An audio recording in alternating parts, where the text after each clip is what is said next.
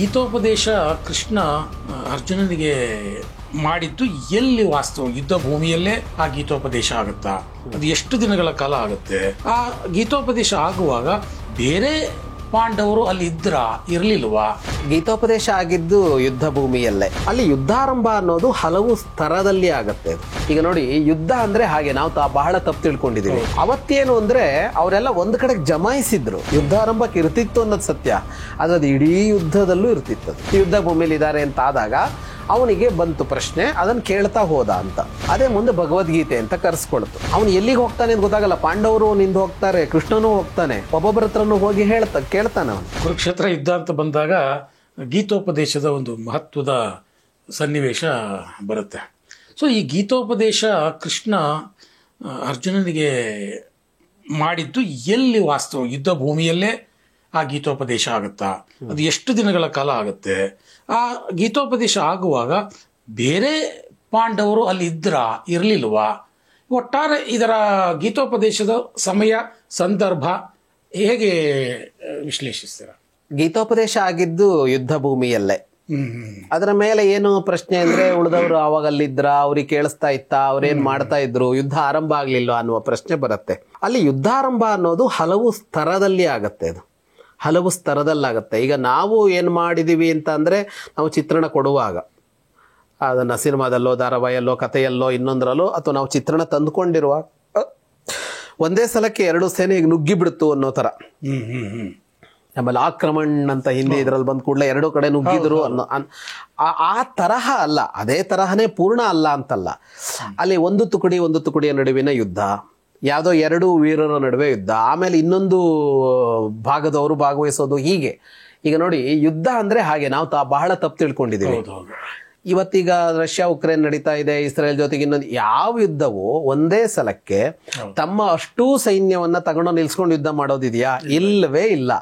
ತಂತ್ರಗಳಿಂದ ಇವತ್ಯಾವ್ದನ್ನೋ ಮುಂತಳ್ಳೋದು, ಸೋತಾಗ ಇನ್ನೊಂದು ಬಲ ಕೊಡೋದು, ಏನೋ ತಂತ್ರಗಳದು, ಏನೋ ನಮ್ಗೆ ಏನೂ ಗೊತ್ತಾಗಲ್ಲ.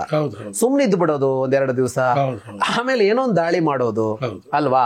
ಇದೇ ಯುದ್ಧ ತಂತ್ರ. ಇದು ಇವತ್ತಿನ ಯುದ್ಧ ತಂತ್ರ ಮಾತ್ರ ಅಲ್ಲ, ಅವತ್ತೇನು ಅಂದ್ರೆ ಅವರೆಲ್ಲ ಒಂದ್ ಕಡೆಗೆ ಜಮಾಯಿಸಿದ್ರು.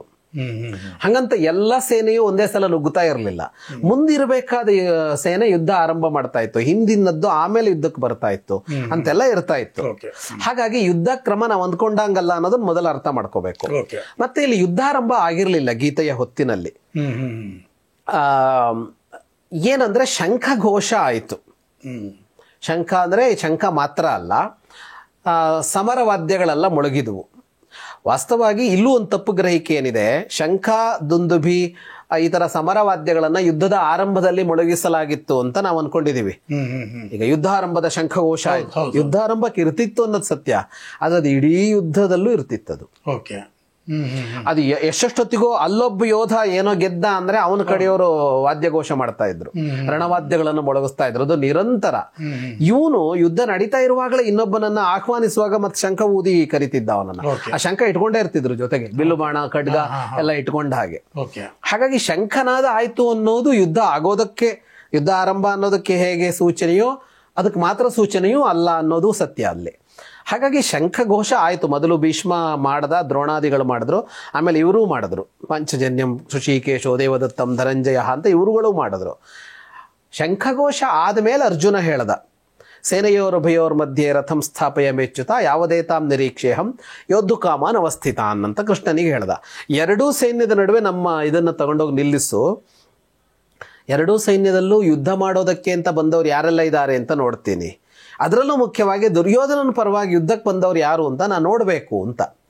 ಯಾರೆಲ್ಲ ಬಂದಿದ್ದಾರೆ ಅನ್ನೋದು ಗೊತ್ತಿತ್ತು, ಎರಡು ಪಕ್ಷದಲ್ಲಿ ಯಾರ್ಯಾರಿದ್ದಾರೆ ಅನ್ನೋದು ಗೊತ್ತಿದೆ. ಅದು ಹಂಗೆ ಸುಮ್ಮನೆ ಯಾರು ಬಂದ್ರು ಅಂತಲ್ಲ, ಯಾವ ಪಕ್ಷದವ್ರು ಎಲ್ಲಿಗೆ ಸೇರ್ಕೊಂಡ್ರು, ಇವನು ಭಿನ್ನಮತ ಮಾಡ್ಕೊಂಡು ಹೋದ್ನ, ಅವನು ರೆಸಾರ್ಟ್ ರಾಜಕಾರಣದಲ್ಲಿ ಹೋದ್ನ, ಎಲ್ಲ ಪಕ್ಕ ಇಬ್ಬರಿಗೂ ಗೊತ್ತಿದೆ. ಆದ್ರ ಯುದ್ಧದ ಹೊತ್ತಿನಲ್ಲಿ ನೋಡ್ತೀನಿ ಅಂತ ಹೋದ ಅವನು. ಹಾಗೆ ಹೋಗಿ ನೋಡಿದಾಗ ಅರ್ಜುನನಿಗೆ ವಿಷಾದ ಆಯ್ತು. ಎರಡೂ ಕಡೆಗೂ ಆಚಾರ್ಯಾನ್ ಮಾತುಲಾನ್ ಪಿತೃನ್ ಪುತ್ರಾನ್ ಸಖೀನ್ಸ್ ತಥಾ ಶುಶುರಾನ್ ಅಂತ ಎಲ್ಲಿ ನೋಡಿದ್ರು ನಮ್ಮವರೇ ಕಾಣ್ತಾರೆ ಅಂತ, ಅವನಿಗೆ ಶತ್ರುಗಳೇ ಕಾಣಲಿಲ್ಲ. ಎರಡೂ ಕಡೆಗೆ ಅಜ್ಜಂದಿರು, ಮುತ್ತಜ್ಜಂದಿರು, ಗುರುಗಳು, ಪಾಠ ಮಾಡಿದವರು, ಮಕ್ಕಳು, ಸೋದರಳಿಯಂದಿರು, ಸೋದರ ಮಾವಂದಿರು, ಮಿತ್ರರು, ಹಿತೈಷಿಗಳು, ಉಪಕಾರ ಮಾಡಿದವರು ಎಲ್ಲಿ ನೋಡಿದ್ರು ಅವರೇ ಕಾಣ್ತಾ ಇದ್ದಾರೆ ಅಂತ. ಅಂದ್ರೆ ಒಂದು ಮದುವೆ ಮನೆ ನಡೆದ್ರೆ ಯಾರೆಲ್ಲ ಸೇರ್ಬೇಕು ಅವರೆಲ್ಲ ಅಲ್ಲಿದ್ದಾರೆ ಅಂತ, ಯುದ್ಧ ಭೂಮಿಲಿ ಇದ್ದಾರೆ ಅಂತ ಆದಾಗ ಅವನಿಗೆ ಬಂತು ಪ್ರಶ್ನೆ, ಅದನ್ನ ಕೇಳ್ತಾ ಹೋದ ಅಂತ. ಅದೇ ಮುಂದೆ ಭಗವದ್ಗೀತೆ ಅಂತ ಕರೆಸ್ಕೊಳ್ತು. 18 ಅಧ್ಯಾಯ 700 ಶ್ಲೋಕಗಳು ಅಂತ. ಇಡೀ ಭಗವದ್ಗೀತೆ ಎಷ್ಟೊತ್ತಿದೆ ಅಂತ ಅಂದ್ರೆ, ಇಡೀ ಭಗವದ್ಗೀತೆಯನ್ನ ಓದೋದಕ್ಕೆ ಅಂದ್ರೆ ಅದು ಸುಮ್ಮನೆ ಹಿಂಗೆ ಓದ್ಕೊಂಡು ಹೋಗೋದಕ್ಕೆ 1.5 to 2 ಗಂಟೆ ಬೇಕು ಅಷ್ಟೇ. ಅಂದ್ರೆ ಭಗವದ್ಗೀತೆಯ ಅವರ ಸಂಭಾಷಣೆ ನಡೆದಿದ್ದು ಗಂಟೆಗಳ ಲೆಕ್ಕದಲ್ಲಿ ಹೇಳಬೇಕು ಅಂದ್ರೆ 1.5-2 ಗಂಟೆ ಅಷ್ಟೇ ನಡೆದಿರೋದು. ಅಷ್ಟು ಕಾಲ ಯುದ್ಧಾರಂಭ ಆಗ್ಲಿಲ್ಲ ಅಲ್ಲಿ ಯುದ್ಧಾರಂಭ ಆಗ್ಲಿಲ್ಲ. ಇವರು ನಿಂತು ಮುಂದೆ ಮಧ್ಯದಲ್ಲಿ ಬಂದು ನಿಂತು ಮಾತಾಡ್ತಾ ಇದ್ದಿದ್ರಿಂದ ಎಲ್ಲರೂ ಸುಮ್ಮನೆ ಇದ್ರು. ಅಂದ್ರೆ ಒಂದು ಪಕ್ಷದಲ್ಲಿ ಇದ್ದವರು ಇನ್ನೂ ಎತ್ತಲಿಲ್ಲ ಇದನ್ನ ಅಂತ ಅಂದ್ರೆ ಇನ್ನೊಂದು ಪಕ್ಷದವರಿಗೆ ನೀವು ಎತ್ತಬೇಡಿ ಅಂತಲೇ ಸಂದೇಶ. ಹಾಗಾಗಿ ಸುಮ್ಮನೆ ಇದ್ದರು ಅವರು. ಸುಮ್ಮನೆ ಇದ್ರು ಅಂದ್ರೆ ಅಲ್ಲಿಯೇ ಒಂದಿಷ್ಟು ಸಿದ್ಧತೆಗಳಲ್ಲಿ ತೊಡಗಿಸಿಕೊಂಡಿರಬಹುದು ಅವರು. ಸುಮ್ಮನೆ ಮೌನವಾಗಿರೋದಕ್ಕೆ ಸಾಧ್ಯ ಇಲ್ಲ. ಅಲ್ಲಲ್ಲಿ ಅವರ ಕೋಟಿ ಸೈನ್ಯಗಳು ತುಕಡಿಗಳೆಲ್ಲ ನಿಂತಿವೆಲ್ಲ, ಅಲ್ಲಿ ಹೋಗಿ ಅದೇನೋ ಮಾತುಕತೆ ಆಡ್ಕೊಳ್ಳೋದು, ಹಿನ್ನಿಲ್ಲು ಮುನ್ನಿಲ್ಲು, ಅದು ಮಾಡು ಇದು ಮಾಡು ಅಂತದ್ದೇನೋ ನಡೀತಾ ಇರುತ್ತೆ. ಪ್ಲಾನಿಂಗ್ ನಿರಂತರ ನಡೀತಾ ಇರುತ್ತೆ. ಯಾಕೆಂದ್ರೆ ಅಲ್ಲಿ ಯುದ್ಧ 18 ದಿನದ ಯುದ್ಧ ನೋಡಿದಾಗ ಮೊದಲು ಪ್ಲಾನ್ ಮಾಡ್ಕೊಂಬಂದ್ ಯುದ್ಧ ಅಂತಲ್ಲ, ನಡುವೆ ನಡೀತಲೇ ಇರುತ್ತೆ ಅದು. ಆ ಯುದ್ಧದ ನಡುವೆ ನಾವ್ ಅಂದ್ಕೊಂಡಂಗಲ್ಲ ಅಂತ ನಾನು ಹೇಳ್ತೀನಲ್ಲ, ಅದು ಎಷ್ಟೆಲ್ಲ ತರದಲ್ಲಿದೆ ಅಂದ್ರೆ ಅದರ ನಡುವೆ ಕೆಲವು ಕುದುರೆ ಸವಾರರು, ಸಂದೇಶವಾಹಕರು ಅಂತ ಇರ್ತಾ ಇದ್ರು. ಅವ್ರ ಮೇಲೆ ಯಾರು ದಾಳಿ ಮಾಡ್ತಾ ಇರ್ಲಿಲ್ಲ ಎರಡು ಪಕ್ಷದಲ್ಲೂ. ಇಲ್ಲಾಗಿದ್ದನ್ನು ಹೋಗಿ ಅವ್ರು ಅಲ್ಲೆಲ್ಲೋ ಹೇಳ್ಬೇಕು. ಈಗ ಇಲ್ಲಿ ಯಾರೋ ಒಬ್ಬ ಸೋಲ್ತಾ ಇದ್ದಾನೆ, ಇವನಿಗೆ ಬೆಂಬಲ ಬೇಕು, ಅಥವಾ ಇವನು ಸತೋದ, ದ್ರೋಣರು ಸತೋದ್ರು, ಭೀಷ್ಮ ಶಸ್ತ್ರ ತ್ಯಾಗ ಮಾಡ್ದ, ಬಿದ್ದ, ಅದನ್ನು ಹೋಗಿ ಅಲ್ಲೆಲ್ಲೋ ಯುದ್ಧ ಮಾಡ್ತಾ ಇದ್ದಾನೆ ಒಬ್ಬನಿಗೆ ಹೇಳೋದಕ್ಕೆ ಇಲ್ಲಿಂದ ಒಬ್ಬ ಕುದುರೆ ಸವಾರ ಹೋಗ್ತಿದ್ದ. ಅಲ್ಲಿ ಯುದ್ಧ ನಡೀತಾ ಇದ್ರು, ಅವನ ಮೇಲೆ ಯಾರು ಬಾಣ ಬಿಡ್ತಾ ಇರ್ಲಿಲ್ಲ, ಅಂತದೆಲ್ಲ ಇರ್ತಾ ಇತ್ತಲ್ಲಿ. ಹಾಗಾಗಿ ಬೇರೆ ತರದ ಯುದ್ಧ ಅದು. ಹಾಗಾಗಿ ಅಲ್ಲಿ ಅಂತದ್ದೇನೋ ಎಲ್ಲ ಮಾಡ್ಕೊಳ್ತಾ ಇದ್ರು ಅವರು.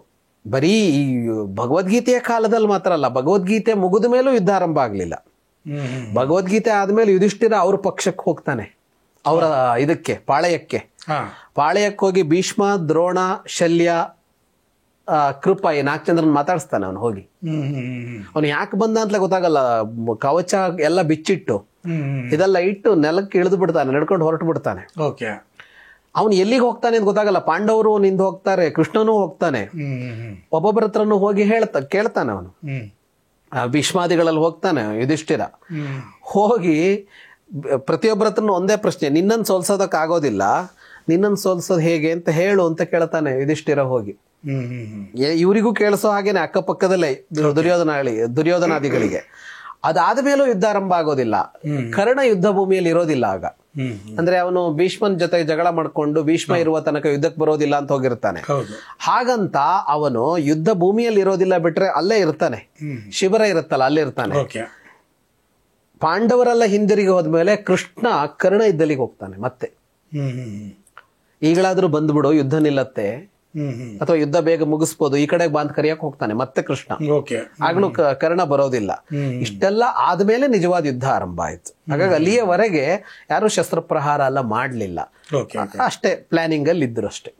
ಅಂದ್ರೆ ಅರ್ಜುನನಿಗೆ ಗೀತೋಪದೇಶ ಆಗುವಾಗ ಬೇರೆ ಪಾಂಡವರು ತಮ್ಮ ಪ್ಲಾನಿಂಗ್ ಇರ್ಬೋದು ಅಥವಾ ಸ್ಟ್ರಾಟಜಿಗಳನ್ನ ಮಾಡೋದಿರ್ಬೋದು, ಅದ್ರಲ್ಲಿ ಇವ್ರೇನ್ ಮಾತಾಡ್ತಾ ಇದಾರೆ ಅಂತ ಅವ್ರಿಗೇನ್ ಗೊತ್ತಾಗ್ತಾ ಇರ್ಲಿಲ್ಲ. ಏನೋ ಮಾತಾಡ್ಕೋತಾ ಇದಾರೆ ಕೃಷ್ಣ ಅರ್ಜುನ ಅಂತ. ಆಮೇಲೆ ಇನ್ನೂ ಒಂದೇನಿದೆ ಅಂದ್ರೆ, ಈಗ ನನ್ನದೇ 1.5-2 ಗಂಟೆ ಮಾತಾಡ್ಕೊಂಡಿರ್ಬೋದು ಅಂತ ಹೇಳಿದ್ನಲ್ಲ, ಅದಕ್ಕಿಂತ ಸ್ವಲ್ಪ ಕಡಿಮೆ ಇರಬಹುದು ಅಂತಲೂ ಕೆಲವು ವಿದ್ವಾಂಸರು ಹೇಳ್ತಾರೆ. ಈಗ ಅದನ್ನ ಒಂದು ಕಾವ್ಯವಾಗಿ ಬರೆಯುವಾಗ ಸ್ವಲ್ಪ ವಿವರಣೆಗಳು ಜಾಸ್ತಿ ಕೊಟ್ಟಿರಬಹುದು ವ್ಯಾಸರು. ಅವ್ರು ಇನ್ನೂ ಸ್ವಲ್ಪ ಸಂಕ್ಷಿಪ್ತ ಮಾತಾಡ್ಕೊಂಡಿರ್ಬೋದು ಅಂತಲೂ ಒಂದ್ ಸಾಧ್ಯತೆಗಳು ಇದೆ. ಹಾಗಾದ್ರೆ ಇನ್ನೊಂದು ಸ್ವಲ್ಪ ಬೇಗನೂ ಮುಗ್ದಿರ್ಬೋದು ಅದು.